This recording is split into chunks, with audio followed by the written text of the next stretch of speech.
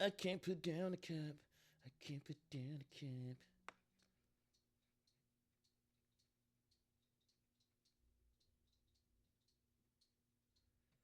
Seven roll riding down deal. Bad bitch in the passenger seat.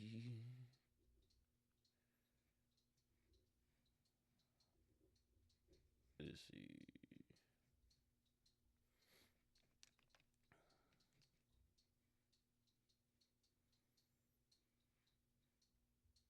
Like, what's she doing? The goddamn Dougie?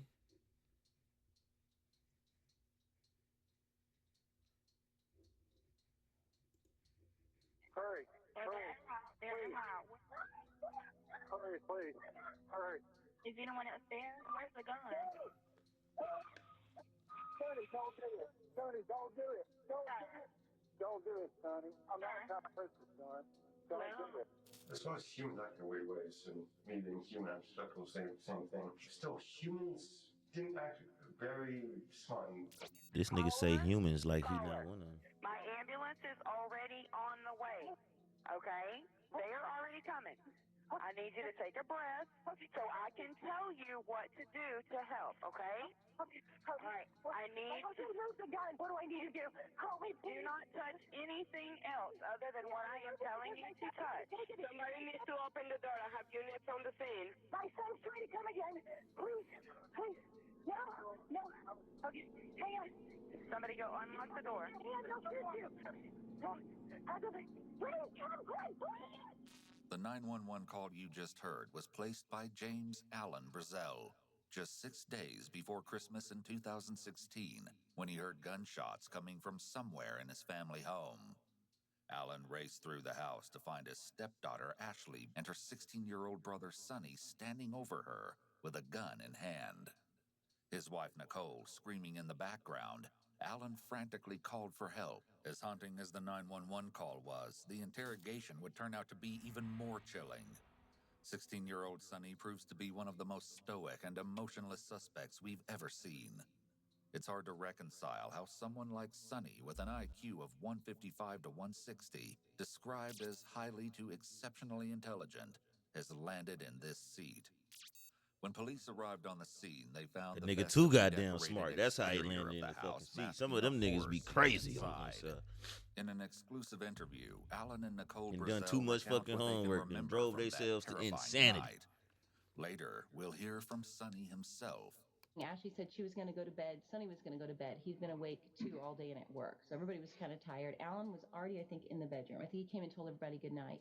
I went straight into the room. I just hurried and put on my robe. And I think Ashley was going to go ahead and eat some soup that I had cooked. As soon as I go to sit down on the bed, the light's already off in the bedroom. I hear what I think is firecrackers. It's all my mind. Pop, pop, pop, firecrackers. Sonny being such a mild kid and Ashley being, they both were kind of like little professors, responsible kids. They got great grades in school. I know that I bought firecrackers for New Year's Eve. And I'm thinking, I cannot believe one of them let off firecrackers because I hear Ashley say, Sonny, very surprised, in shock. That's all I hear through the door. And then I hear firecrackers. So I throw back on my robe because I don't have clothes. I throw back on my robe. Alan jumps up and so I go outside. I mean, I am furious. Like, what? Who let off When I look at them kids look Asian. firecrackers in the house? What? I can't even believe they would do this. Either one. I don't even think either one would do it. And look at that shit again, bro. Hold on. I was closest There you to go the back. door. So I go back on my leave. One of them let off firecrackers because I They hear look like some Ashley little say, Asian Sonny, kids. very surprised, in shock. Last That's all I hear name through the Kim door. and shit. These look like And some then I hear white people. firecrackers. So I These throw niggas back adopted on or my something? robe because I don't have clothes. I throw back on my robe. Alan jumps up and so I go outside. I mean, I am furious. Like, what? Or maybe they Who just let look off Asian when they was firecrackers in the kids. house? What? I can't even believe they would do this. Either one. I don't even think either one would do it. I was closest to the door going out into the hallway. And whenever I heard it, pretty much immediately I knew what it was, because I am a Country boy. I'm a country boy, I'm a hunter, and I have guns, and I've always had guns. So I immediately knew what it was, but I didn't put it that it was somebody from in the house, like Ashley or Sonny. I thought somebody had came in the house, like a break-in. So I immediately reached down and grabbed my handgun and started toward the door. And something told me, don't take your gun out there. And of course, you have these conversations with yourself really, really fast. Like, "Are you crazy? I'm not going out there," because I knew it was gunfire, and I'm like, "I'm not going out there without some kind of protection." Heard it again pretty much. Don't take your gun out there. Put it down. Oh, So I put the that's gun the down parents, man. and I kind of tossed it on the bed Yeah, that's how and you do it, nigga. headed out the door. That nigga ready for war. And when I got there, I immediately saw Sonny standing there and he had a gun in his hand. Of course, I didn't know where he got the gun because it was a Christmas present that I didn't know about. So I yelled at him. I said, "Sonny," I said, "put the gun down." He was immediately obedient, as he always was. And he leaned down, he put the gun down, and I kind of grabbed him by his shirt and kind of scooted him or slung him over to the side up against the hallway there. And I said, "You stand right here." I said, "And do not move." He did. He just stood there. He didn't say anything, but he stood there. So we went to check on Ashley. That's when she went in This is there. all in a matter of like Right. instant seconds. I'm like, Ashley, because I see no, I don't realize that I'm still looking for like a firecracker damage. I know this sounds strange, but the mind, like I'm still stuck on firecrackers. It was at this point that Sonny's stepfather rushed back to the bedroom to find his cell phone and call for help. That exact minute, I guess, Sonny bends down, picks up that gun again. It's on the ground. He's a little bit away from it. I have pulled Ashley from the couch, not being I'm a tall gal, but she was only about 5'5", lightweight. But I trying to pull her from the couch, and I realize Sonny's grabbed the gun. He runs to our bedroom. So I start screaming for Alan, "Oh my God!" Sonny, don't do it. Sonny, don't do it. Don't do it. Don't do it, Sonny. I'm not trying to hurt you, son. Don't do it. This man. Why they didn't take the gun? First of all, they should have made sure that nigga couldn't get the gun. The nigga already is unstable. He probably been bullying his ass at school. He been getting all the answers to the test right. So you know how some of them kids be hating and shit. Man, we don't really know what happened. That's why we gonna keep watching this shit and see what the fuck happened. Runs through the house and runs to the bedroom. Sonny, and he took off to the bedroom, and I turned around and I saw him go to the bedroom. I started toward the door. Sonny had ran around our bed to the furthest point away from the doorway. He was staring straight ahead at the door, but he was trying to change the clip in the gun, to change the magazine in the gun, because he had shot everything out of the first clip whenever he was in the living room. He's holding the gun. He's holding both of the magazines in his hand, and he's not looking down to see what he's doing. And of course, he had never handled this gun before. So by the time I ran over there, he pushed the magazine into the gun and he stuck the gun up to my chest from where I was at this point in time. I was up right in front of him, and I was fixing to grab a hold of him. And he was just kind of staring straight ahead, and he just started pulling the trigger. He had put the same magazine back in that he started with that was empty. If he had gotten the right magazine, I wouldn't be here today. I definitely wouldn't have made it. And so I snatched the gun and everything out of his hands, and I grabbed him and just kind of walked him into the living room and set him on the little love seat. And he was kind of looking over the living room where Nikki was still in there with Ashley on the floor. And he's still in dad mode. He says, "Sit right there and don't move," which is shocking to me because of the situation.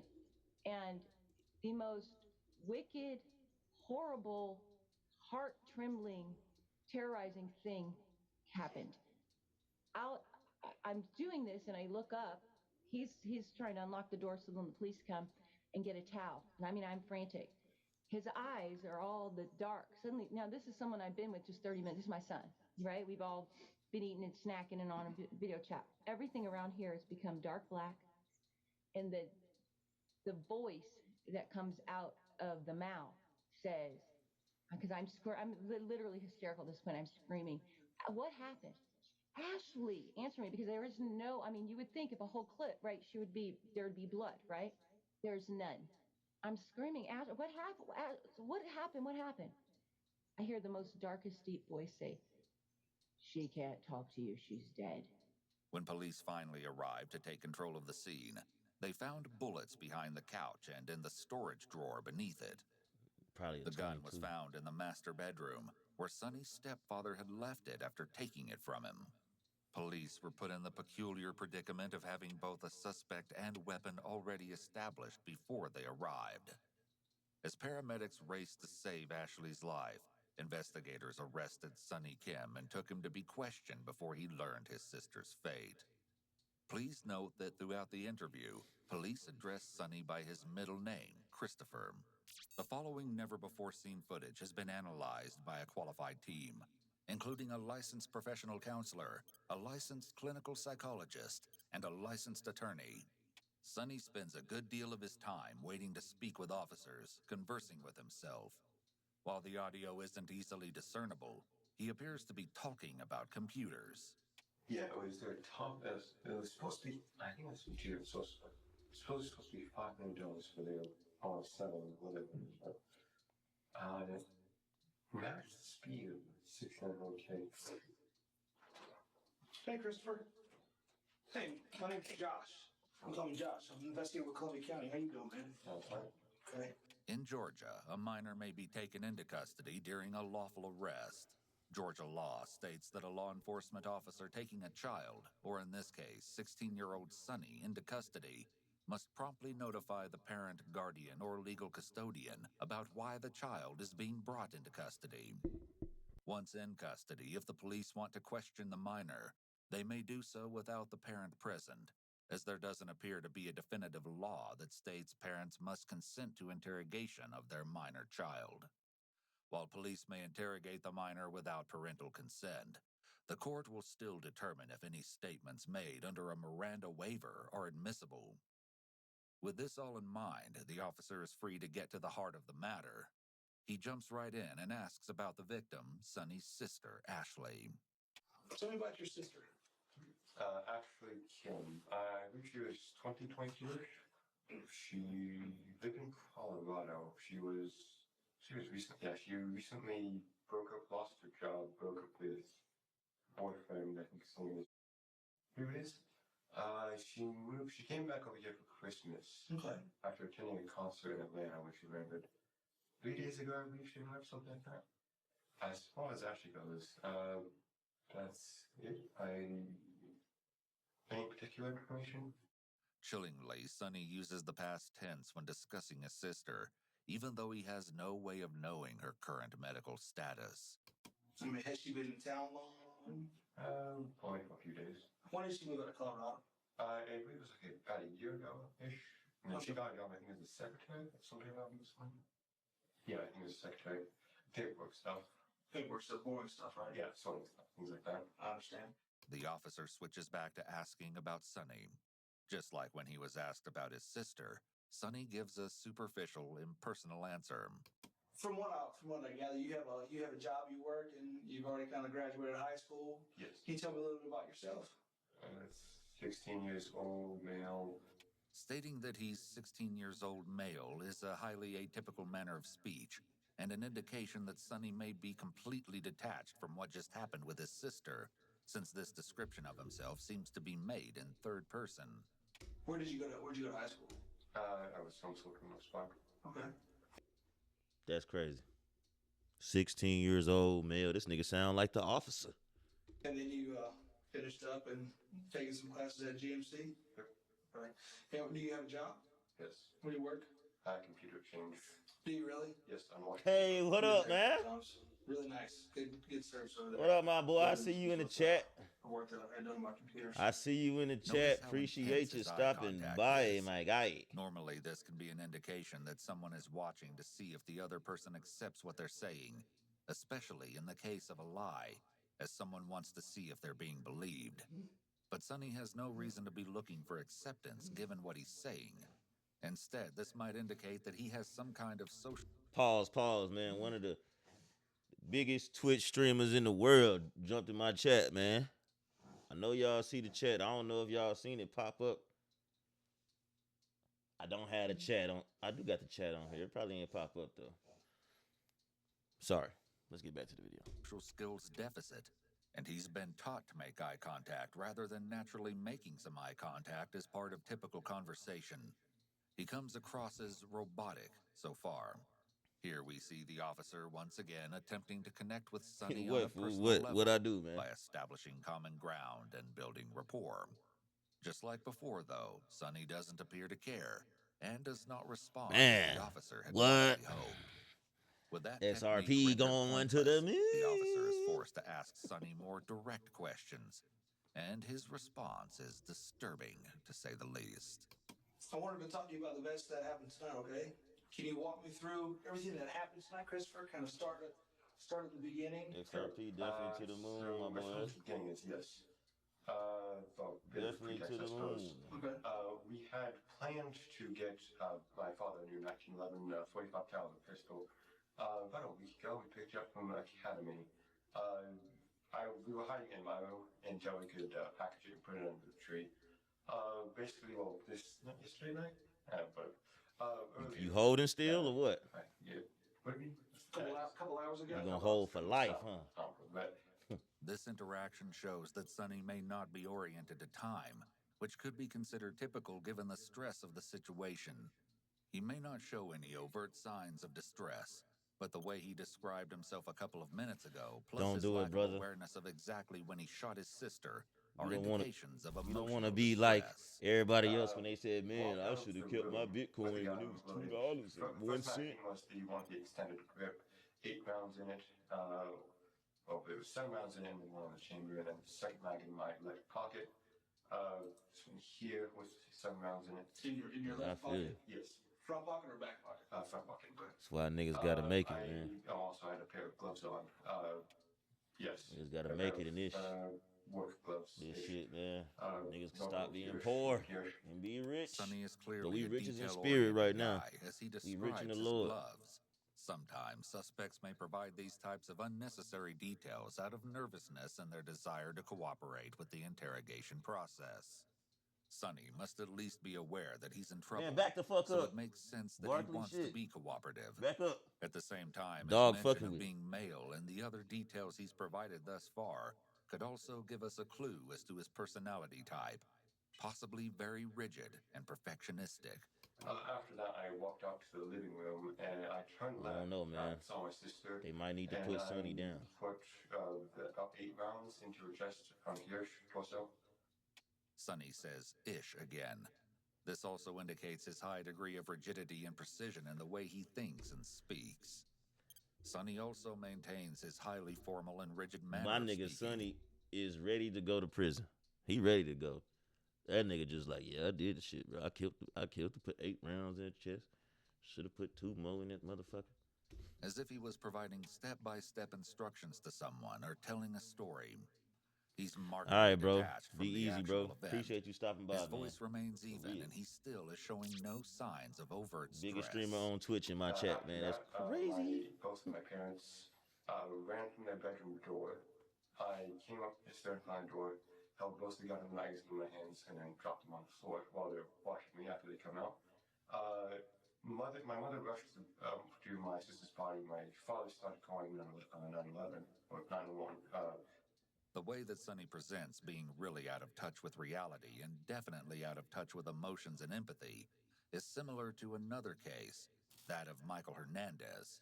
Michael told investigators that he wasn't angry when he killed his friend, Jaime Goff, but that he wanted to try murder. I was planning to murder him. And is there any specific reason why you planned this?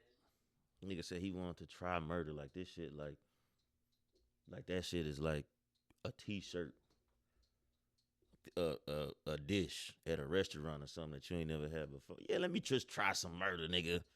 See what it's like. You know what I'm saying? I'm gonna see what killing a motherfucker like. If it feel good, if it don't, if I'm regret it. That nigga crazy as a bitch.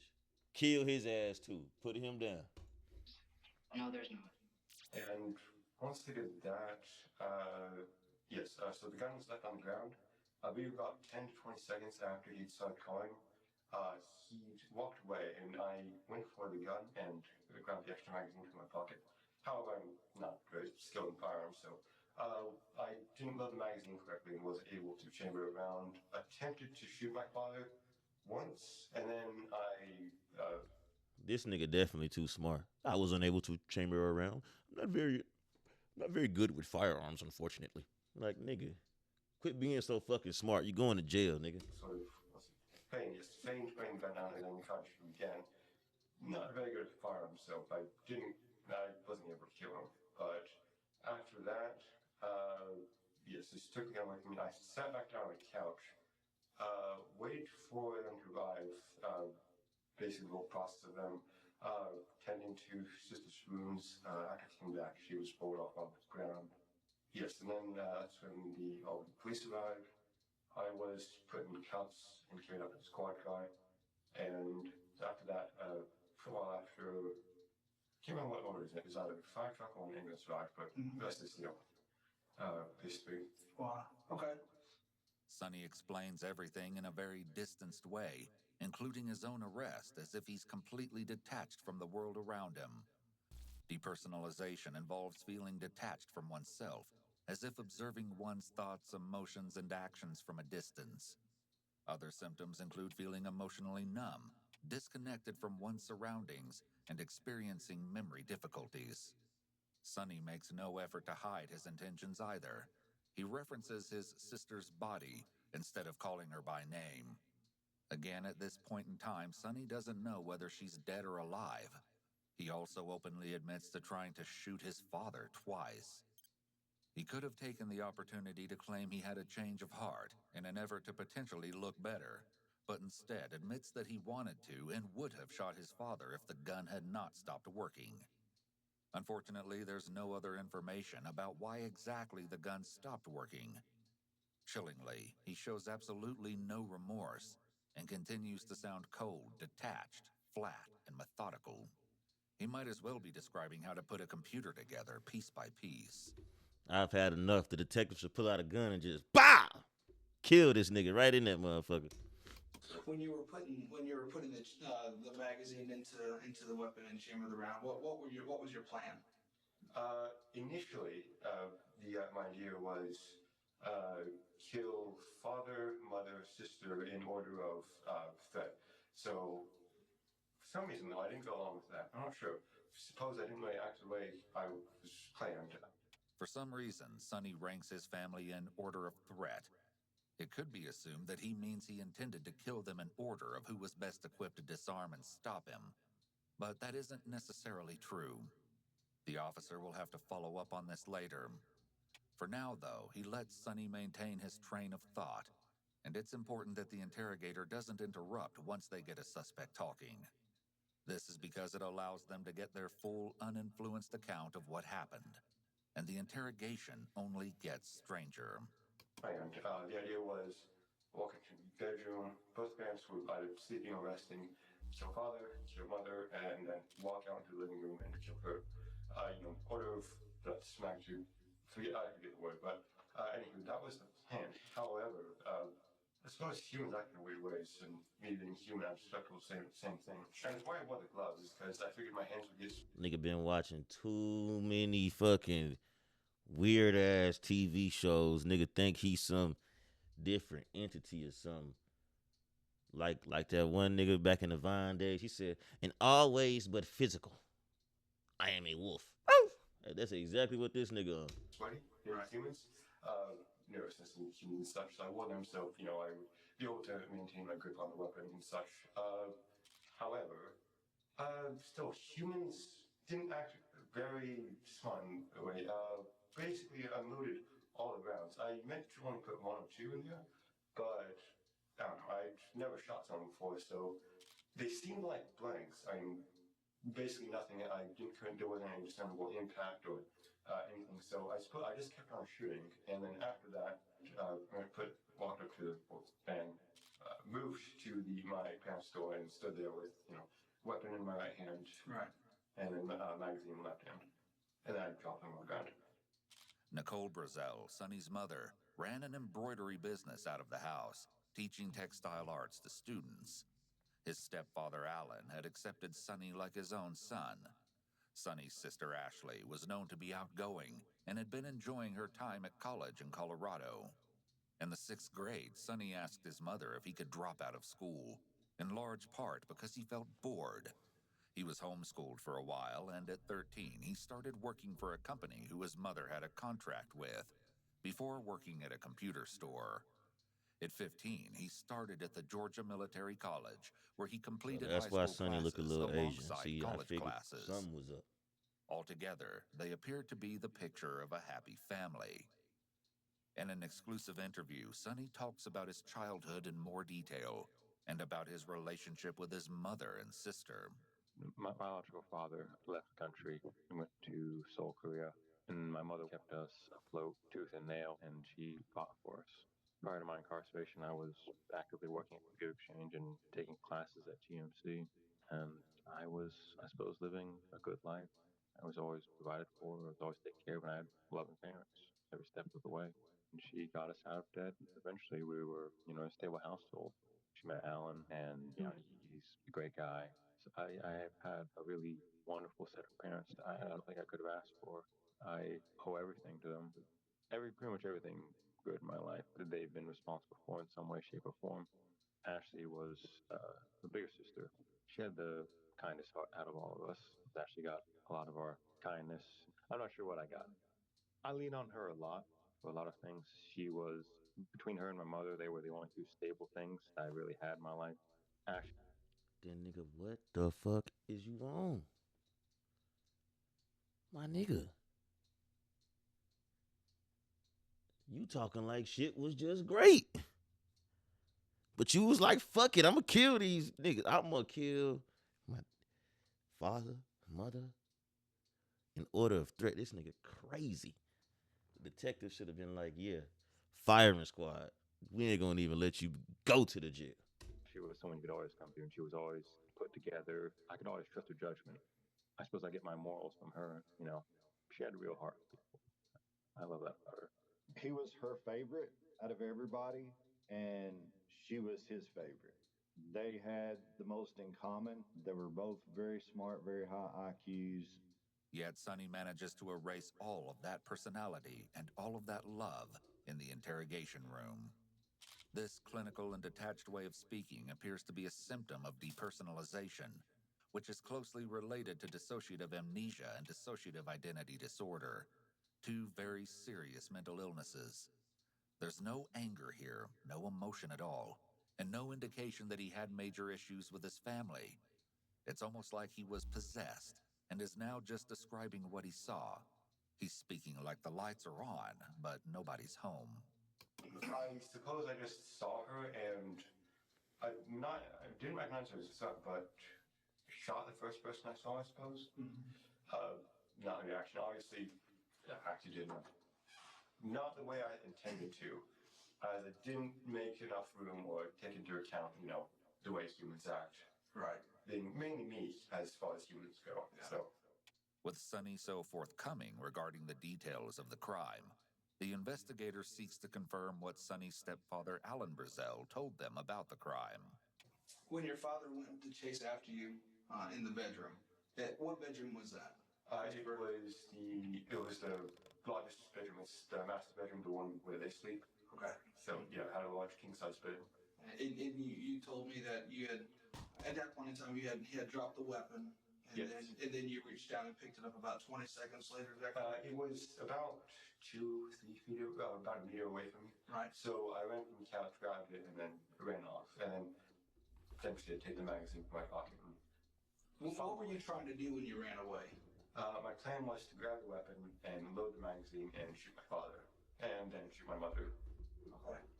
And your father ran after you. Diabolical and ass caught nigga. you in the bedroom. Yes. And you did not have a chance to load the magazine at that point in time? Or what happened at I did load it, but I fumbled with it. And I did load it into the gun, not all the way though. Right. So I wasn't able to pull back the hammer all the way. So I'd slide back all the way.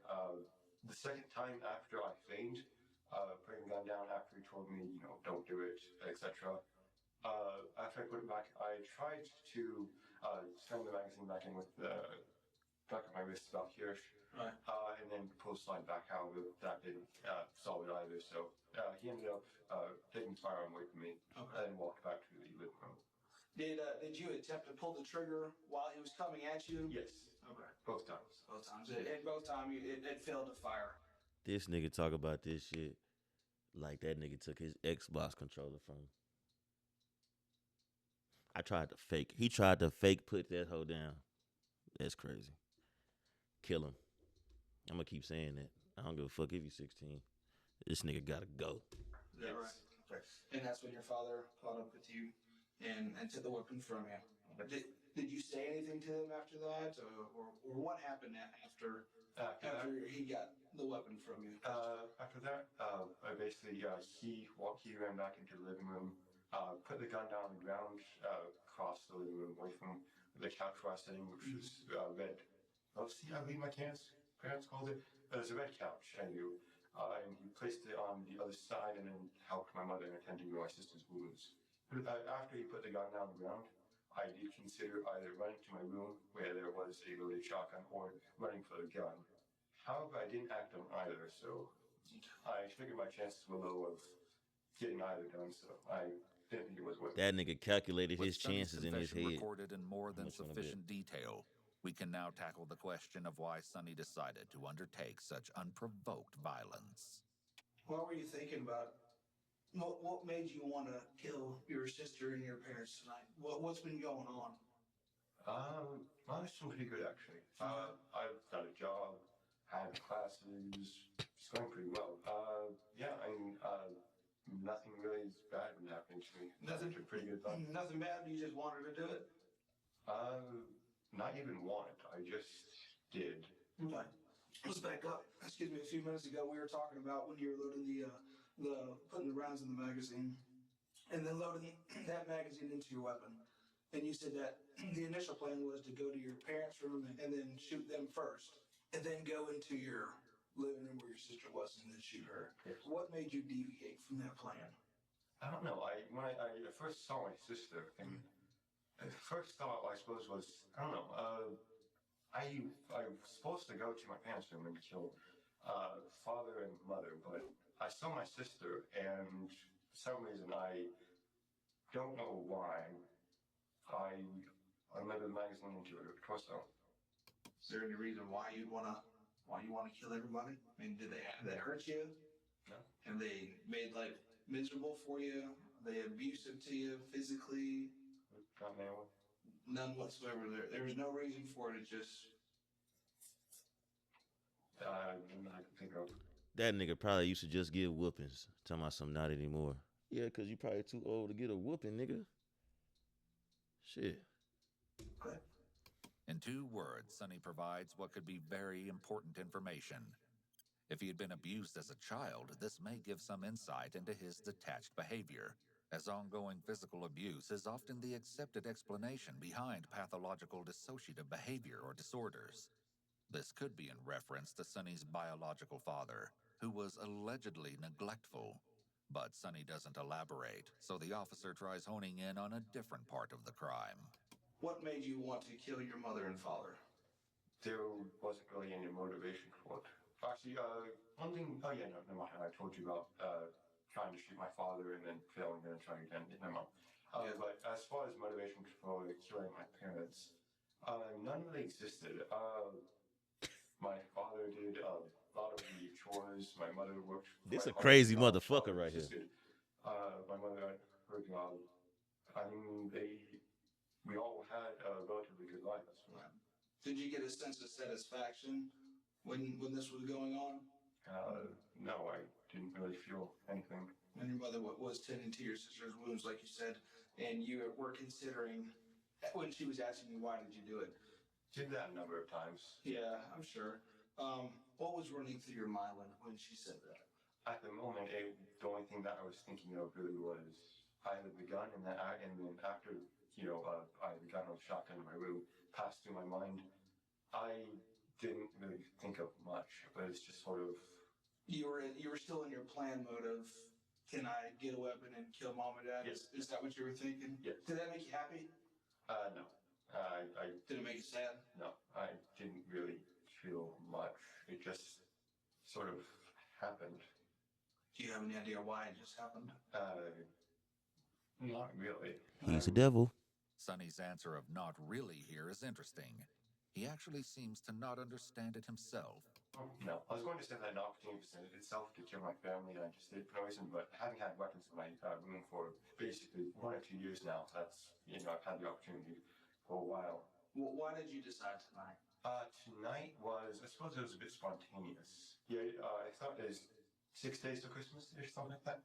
But that my mother would tell me, have to the gun the next day or something along those lines. So I figured the likelihood of her wrapping the gun next day is fairly high. So best to do it now while I still have access to the firearm. Even though Sonny's rationale for committing the crime tonight is disturbing, it still doesn't entirely make sense. Even if the gun had been wrapped and placed under the Christmas tree, Sonny would have still had access to it and multiple other firearms he could have used in the attack. Is this something you thought about doing for a while, or is this something that you've been thinking about for the past couple minutes? It was sort of impulsive and not really something I've considered before. Here, Sonny expresses an impulsive element to his actions, which supports the fact that he may struggle to differentiate between his thoughts and the reality of acting out his thoughts. What ultimately made you decide to... That nigga shoot had yourself them. in the chest? Forgot what they called them thoughts. Intrusive thoughts. I don't know. Something in my... I can't remember what it was. But something in my mind basically led to me loading the gun. And that... What was it? Something interesting happens when Sonny tries to talk about what was going through his mind in the moments before the shooting. Well spoken up to this point, Sonny starts to stumble over his words, giving only partial thoughts and attempting to start his sentence over. Something in my... I can't remember what it was, but something in my mind basically led to me... When he isn't able to describe what he thought or felt, he reverts to talking about the physical details. But basically ended up loading the gun, and after the gun was loaded in my bedroom, I walked out. And I suppose at that point, I don't know what I was thinking, but suppose I just shot her. I don't really have much of an explanation. Okay. What emotions were running through you when this was going on? Not much. Were you happy? Were you sad? Or did you care? Kind of stood there, I suppose. Okay. The stuttering and stumbling over emotional words is likely a sign of anxiety, so he retreats back into the world of dissociated details. This could be due to a lack of comfort or understanding of emotions to begin with. You think killing your family, it's wrong? Yes, it is socially and morally wrong. Okay. And didn't you think you were going to get in trouble if that was to happen? Yes, I was certainly going to be apprehended by the authorities. But you still went through with it anyways? Yes. Why? I don't know.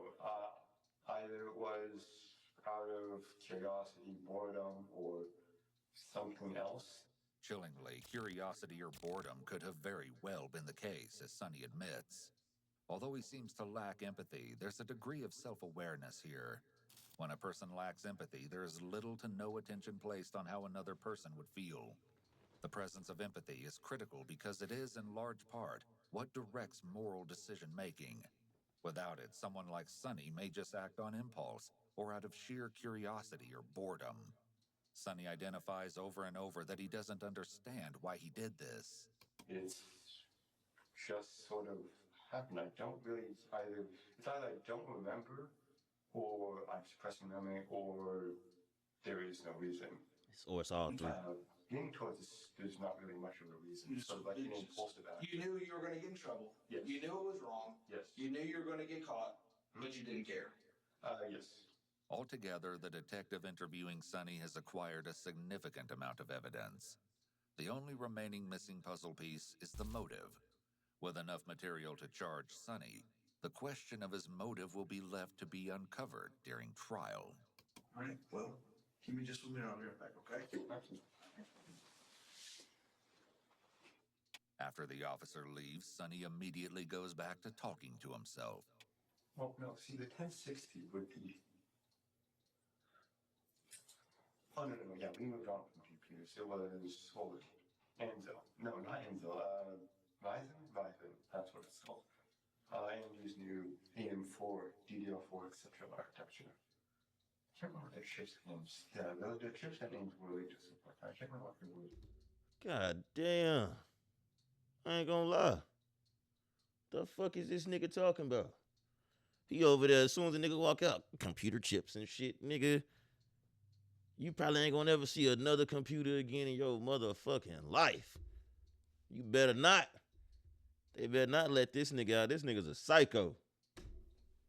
I was like, I don't know what it was. Yes, so DDR4 a bit late. I mean, it's sort of meh, but No. It only takes 3 minutes for the officer to return and tell Sonny what charges he will officially be facing. All right, Christopher. You are going to be arrested, okay? You'll be arrested for murder. Yes. Murder for your sister. Aggravated assault on your father for trying to shoot him as well. And then possession of a weapon during the commission of a felony, okay? And you expected all that, though, correct? Yes. Okay. Well, we're going to move forward with the charges. And I want to let you know that that's, as of right now, what you're going to be charged with, okay? So just hang tight. Someone will be with you shortly, and we'll get this underway as far as getting you transported to the jail and booked and everything like that, okay? Okay. All right. Tragically, Ashley Kim succumbed to her injuries before the paramedics arrived. Emergency services attempted to resuscitate her, but they were unsuccessful. She was declared dead on the scene shortly after Sonny was arrested. In our conversation with Sonny's parents, they remembered their daughter fondly. She was the pretty girl that was Nice. unmistakably not a mean girl. Yeah, she wasn't a mean girl. She had a good heart. Good There's a lot of people that spoke at her funeral that said, you know, Ashley didn't have to be nice to me, but she did. She didn't hold grudges. She was a free bird, free spirit. She was a free spirit. She was. Full of love. You know, love's the She greatest was. power, and she was full of love. She was. She was very kind, very loving. Mhm. Like I said, everybody loved Ashley. She loved absurd things. Oh, she had She had a terrible sense of humor about, like, what is it called? A dark sense of humor. She had the darkest sense of humor, just like the most morbid things. Her and a sister of mine too. She loved morbid. That's the thing I miss most about, like, her laughing, because she would giggle about, like, things that she's somebody you couldn't sit next to at a funeral. You could not. You'd be like, "You sit over there because you have me laughing. Everyone's going to be looking at me." Ashley loved people. She saw the goodness in people. She really, really did. So many times. Matter of fact, she's who helped me forgive my ex-husband, because I felt like he had really bailed on us. She was like, he wasn't ready to be a dad, Mom. She had such a forgiving spirit in her giggle. I always will never forget her giggle. I thought I would at one point. I was grieving. She had a funny giggle, and she had love. And to honor her memory, I choose love. I choose to forgive everyone who's made a mistake, not just Sonny. I choose to live Ashley's joy, because she had joy, because she chose forgiveness, because, you know, that's weighty. An autopsy confirmed Sonny's claim that he had shot Ashley 8 times. She had wounds on most parts of her body except for her head, including her arms, legs, and chest. Despite the extent of her injuries, her death was not immediate. It was determined that Ashley's lungs had filled with blood, and she'd perished while her parents attempted to administer CPR before the ambulance arrived. However, her injuries were so severe that it was unlikely Ashley could have survived, even if help had arrived sooner. While their parents were likely grieving the massively traumatic death of one child at the hands of another, Sonny remains unbothered as ever. After learning of his sister's demise, Sonny simply checks his watch and goes back to talking with himself. I don't know, Chris. See, the thing is, probably it would be kind of energy basics. I mean, like their R7 was like yeah, Netflix 4K was only like on Windows 10 and 6 years, yeah, something like that. By the way, you know, and Windows 10, sure, it can gather information, and even if it's not telling you when it's Windows 10. I can't say much about it because we've seen some Blender. Why Blender? I'm not sure what. It's got animation, UV mapping, and you're Even when officers arrived to take him to jail, he remains stoic. Press still.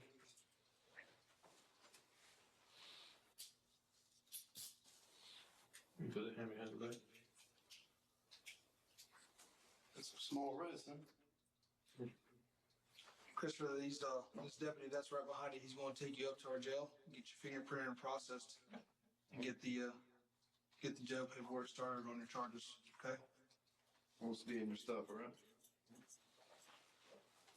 Get ready for that orange jumpsuit, brother. I think that shit gonna set With in on Sonny that nigga detained, after he's sitting experts in were there left for to a while. ponder his blatantly absent motive. There seemed to be no reason for him to shoot and kill Ashley, and then attempt to kill his stepfather, Alan. So yeah, she was my moral compass and my safety net. And big sister, all of that. Experts could not come up with a full explanation for his actions, but they did develop a theory. It was possible that Sonny's abrupt, out-of-character violence was possibly caused by a psychotic episode. He didn't realize for a long time. It was probably 8 months, maybe, before he even realized it. Most people will not like my answer, but the Sonny that night when this happened was my son's body, but it was not his spirit. Sonny was not there. Was there ever any kind of emotion on his face? Not for a year and a half. And I And won't. it Yeah. was bad enough that he basically, while he was in juvenile hall, awaiting trial, he had no taste.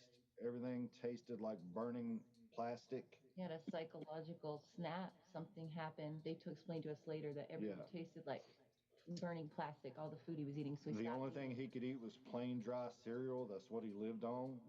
Sonny apparently told a psychologist that his memory of the murder felt like watching someone else or looking into a parallel dimension. Man, shut up, man. Strings had been cut. For lack of a better Get out word. my room. This is the You gonna be textbook doing all that definition of a shit. depersonalization bro. episode. Sorry, y'all. He just Although be a psychotic annoying with all that episode is a fucking barking. possibility, His name Sonny is isn't Barker. showing any indications of Fucking up the psychosis in the video. interrogation room.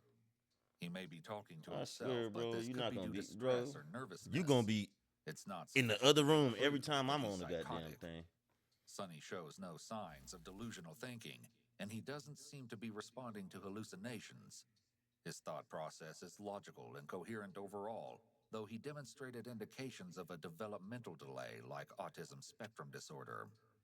Typically, psychotic episodes are preceded by changes in behavior that would have been evident to his parents or other adults, though this is not always the case. Sonny and Ashley's parents once again weigh in on this incredibly complicated aspect of the case. Nah, this shit is crazy because the nigga said everything tastes like burnt plastic. He ain't even realized for 8 months.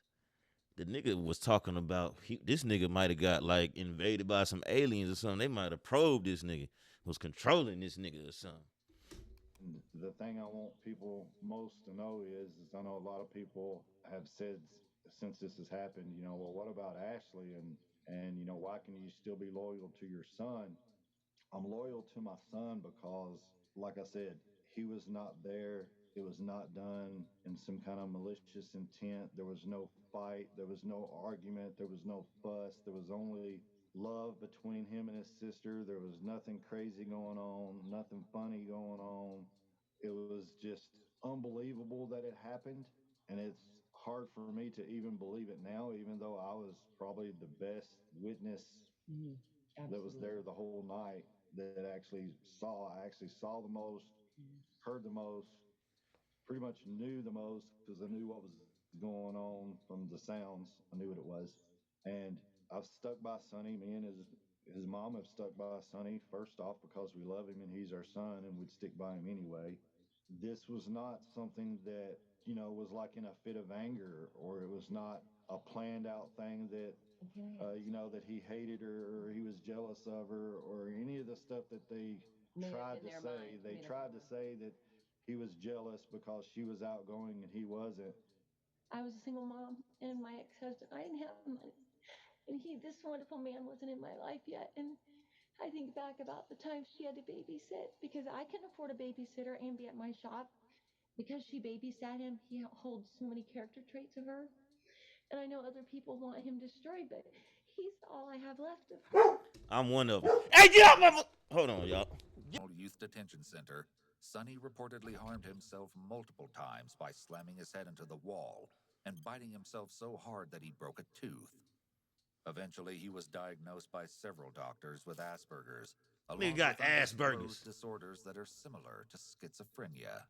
As a result of this potential diagnosis, Sonny's defense team attempted to have his confession dismissed, claiming that it was not given when he was of sound mind.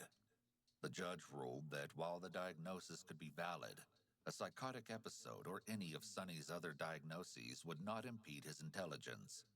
He allowed the video of Sonny's interrogation to be played in full. The Brazels were not pleased by this decision and maintained that some aspects of the case were mishandled from the beginning. few minutes later, an investigator showed up and he was explaining the situation to me. He said, we're going to take him down. He said, but we can't speak to him until his parents get there. You and your wife get there. It's crazy. They put him in the car. I never saw that, but I was in the front yard. Right. So they had already put him in the car by this time. They said, they explained that they had to take him, Hey, nigga, some shit out the window. That nigga Sony got ass burgers, nigga. to, I guess, Columbia County Jail or whatever it was. So they took him to jail and said, as soon as we finish up here, it's up, we're going to call you and you'll have to come down so we can interview him, your son. But as you saw in the earlier footage, neither parent was present for Sonny's interrogation. Yeah, but by Nope. 8 o'clock, we realized they're not going to talk to us at all, and so it's weeks before we can get any conversation with them. They even to get Sonny a public defender because he went into the indictment with no attorney, It was no parental probably support, nothing. He was in there on his own, but we were begging to try to go, but they wouldn't let us. it was probably what, a year later before we actually saw the video. The first court session that we went to, we immediately started calling the police department and pretty much, got no answers. They wouldn't really tell us anything. They told us that we couldn't talk to them because they charged him as an adult. And do you know that they didn't even give him a public defender for 4 weeks? Ultimately, in July of 2009, Man, what the fuck you thought was gonna happen? The nigga Sonny admitted to fucking murder. It didn't matter what kind of lawyer he had. He ain't getting off of that shit. Not at all. The nigga just in there. Oh yeah, just calculated the murder. Yeah. Fuck Sony. Sonny pleaded guilty by reason of mental illness to murder, aggravated assault, and 2 counts of possession of a firearm. He was sentenced to life in prison plus 25 years, but will be eligible for parole in 30 years. Because he was convicted by reason of mental illness, he will continue to receive psychological counseling during that time. Sonny's parents continue to stand by him, and despite the terrible tragedy, the family has remained close. And he tells us all the time that he is very aware and very grateful that we're still his parents and that we love him and Yes. support him because he knows that there are a lot of people in there that lost all of their family ties and everything whenever whatever they did happened. He treasures it. He said, I want y'all to know, he said, you can't ever know, he said, how much that I appreciate it and everything. He said, of that you're still my mom and dad, you still support me, you never threw me away, you never. And he says he works so hard in there every day to be worthy of that. Right. In our exclusive interview, we asked Sonny if he remembered the day of his sister's death. I do. Yes. It was terrifying for me. It's the strangest feeling, and He's it barking at probably nothing. sounds Yeah. ridiculous. I know it will. But when I walked into my room, the second I walked through my door frame, there was a shift. There's something different. I couldn't really think. My body was moving, but I wasn't able to think. We asked how long it took for him to start processing what happened. I think I'm still struggling with it to this day. But I suppose for the vast majority of it, I didn't speak for those first 3 or 4 months when I was at the juvenile detention center. I still don't really know what to think. There's these times when I've broken down about it, but my brain's like won't let me process it. Like every time I try and think about it, I still haven't fully processed what's happened. I know empirically what's happened, but to this day, I don't understand why it happened. With this response in mind, we asked Sonny if he worried that a similar incident could happen again if he was released. Yes, absolutely. Okay. It's always there. I, I was Keep him in there. Keep him in there. Keep him in there. kind of eager to accept a plea deal. Already kind of consoled myself with the thought that I'll be spending the rest of my life in prison, and I'm okay with that. And I don't really know if I want to be around my loved ones, knowing that something like this could happen. On a lighter topic, we asked Sonny to tell us a bit about his life now and what his days look like. We normally eat breakfast at about 7 o'clock in the morning. For me, that's when I wake up. My activities used to be different. I used to teach a math class, but nowadays mostly I just have self studies, write a few stories. I like to read. I used to be really active, going to the library. I've lost a lot of that energy now, and most of my days are just spent idling, I suppose. We asked Sonny what people could learn from his circumstances, and he offered us some remarkable insight. If you do have a family member, a friend, son, daughter, child, whatever that is, experiencing symptoms of disassociation, right? If they're too withdrawn from their environment or their surroundings, important that they be associated with something in the world. It's important to not let people get too far gone. Our final question was about Ashley and what Sonny would like all of us to know about her.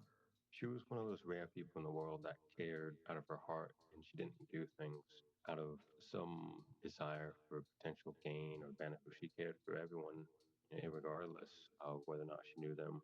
I have a lot of great memories of my sister. I'd say if there was one thing I'd want people to remember is that she was the kind of people that is very rare, genuinely cared about people around them. I love her for it. I love her for it now that I can truly appreciate what it means.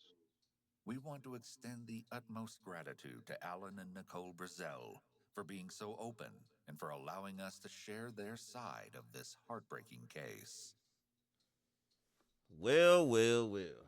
Why is everyone spiraling over Asperger YouTube banning ad strikes blockers? Like, again. chill, guys. Just use Pi. It's a free promise. Rest in peace, Sony's sister. Keep that nigga in there. I ain't gonna lie to you. I don't care about the mental illness, none of that shit. Keep his ass in there. I ain't never heard no nigga not have a motive for a murder. That's crazy. Well, good night and good life.